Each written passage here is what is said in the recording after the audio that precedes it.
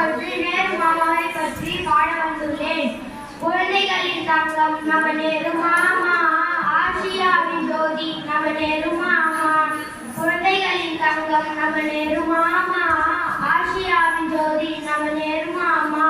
தேச தந்தை அண்ணன் காந்தியின் அரசியல் வாரிசாக வந்தவர் நம்ம நேரு மாமா.